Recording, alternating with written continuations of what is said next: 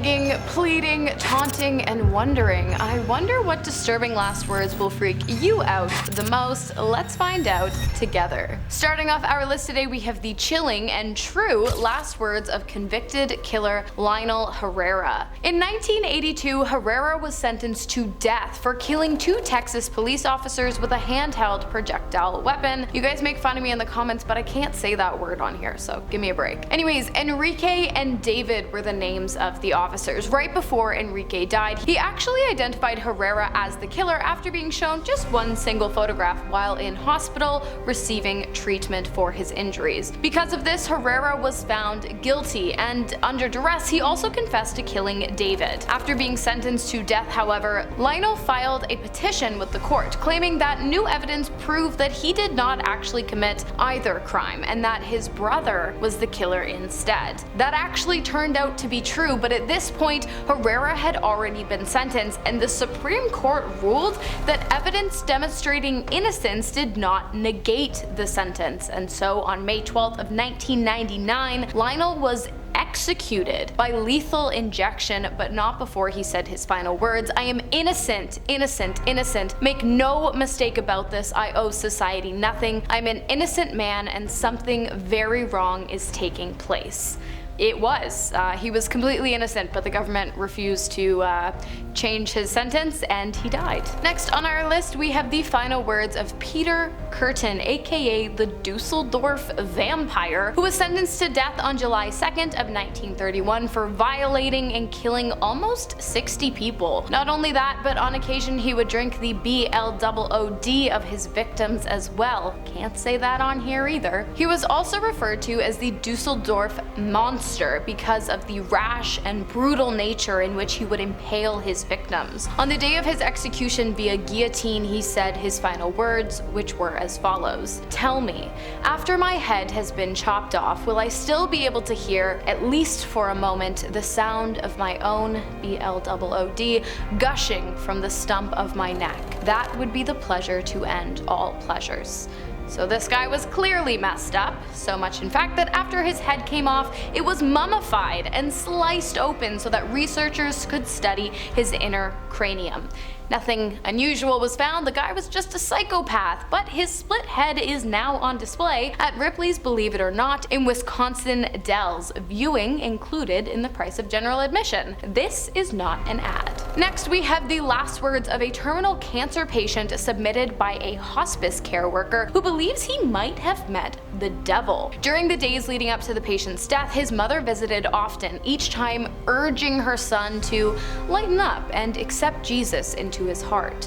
The man would repeatedly swing at his mother and tell her to F herself. On the patient's final day, his family was called into the room to say their goodbyes. The man's eyes glossed over, and so his mother leaned in and whispered, "Go towards the light, towards Jesus." With the man's dying breath, he opened his eyes, looked right at his mother, and said, "F your Jesus," before his head fell to the side. Moments later, however, his eyes opened again, but this time in horror. He screamed, "Oh shite, oh shite, oh no," and then he made some kind of guttural noise before falling back on his bed and dying. What he saw?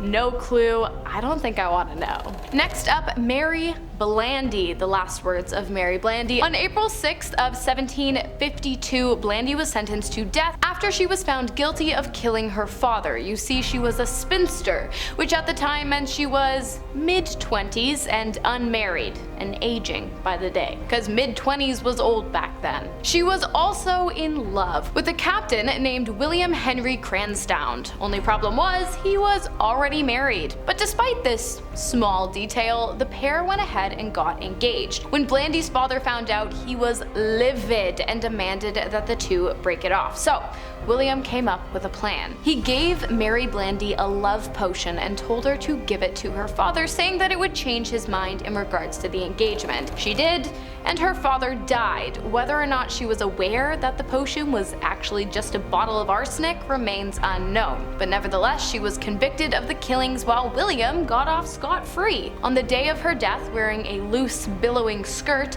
she was taken to the gallows, where she uttered her final words, "For the sake of decency, gentlemen, do not hang me high."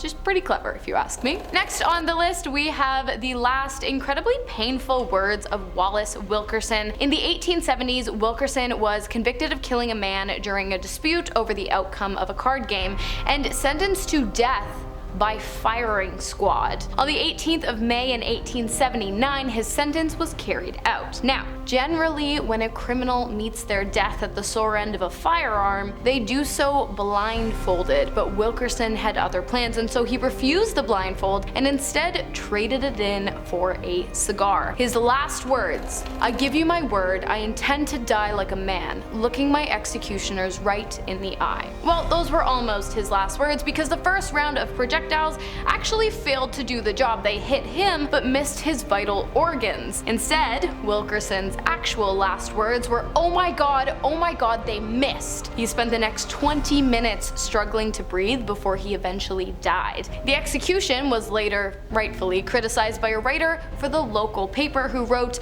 "The French guillotine never fails." Next, we have the final words of Wesley Allan Dodd, who in 1989 pled guilty to the violation and killing of 2 young brothers in Washington and the killing of another young man in Oregon. This was after Dodd had already been arrested several times on other violation charges and sentenced to court-ordered therapy. In a strange turn of events, he actually denied the appeal of his case, and so he was sentenced to death at the gallows by his own request. When the rope was placed around his neck, he spoke his final words. I was once asked by somebody, I don't remember who, if there was any way violation offenders could be stopped. I said no, I was wrong.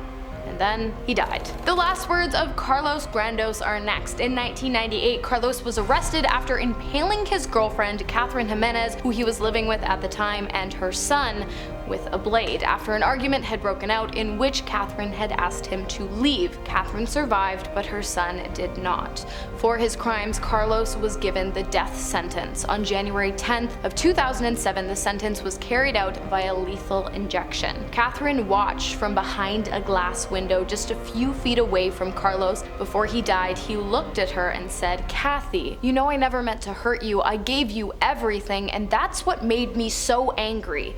But I never meant to hurt you. I'm sorry." What really gets me about this one, and what makes it really creepy, is the fact that Carlos took his last living moments as an opportunity to patronize Catherine after having repeatedly done so over the years. I feel like this story kind of serves as a warning to get out at the first sign of warning signs in regards to these kinds of situations and behaviors. Next up, we have the last words of a dying man submitted by a nurse who had been caring for him in his final days. The nurse said that one night they were called in to check on a man. They entered his room and he looked at them and said, "The devil has been in my room all night, but don't worry, God is with you." And after that, the man suffered an intense seizure and he died with his eyes wide open and a menacing grimace plastered over his face. In the days leading up to his death, the man had often been heard yelling about the devil and screaming over and over, "Get out of here, the building's gonna blow." The nurse said that they didn't think much of it at the time,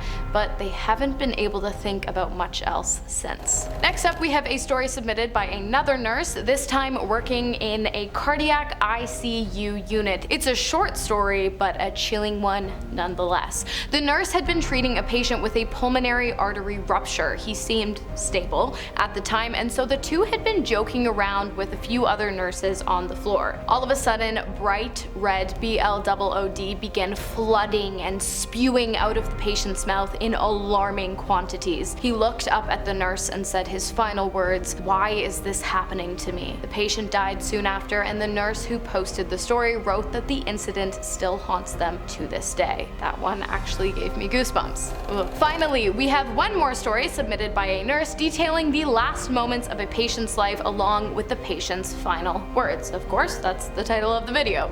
In the days leading up to an old woman's death, she had flagged a nurse down to say, "You know where I'm going." The nurse asked what she meant, and the old woman replied, "You know where I'm going, and it ain't up." The nurse, beginning to understand what the woman meant, asked her if she wanted to speak with the priest on staff, to which the old woman just replied, "It's too late for that," before continuing to walk down the hallway of the nursing home. A few days later, while eating dinner, the old woman started screaming and yelling, "Fire! Fire! There's fire everywhere!" And she never spoke again. And then she died shortly after, leaving few to wonder where she went after she did. I guess she should have spoken to the priest. Alright you guys, that is the video for today. Let me know in the comments which last words sent shivers down your spine, and if you somehow have any last word stories of your own, go ahead and leave them down there as well. As always, I've been your host, Hannah Thompson, and I look forward to seeing you all in the next video.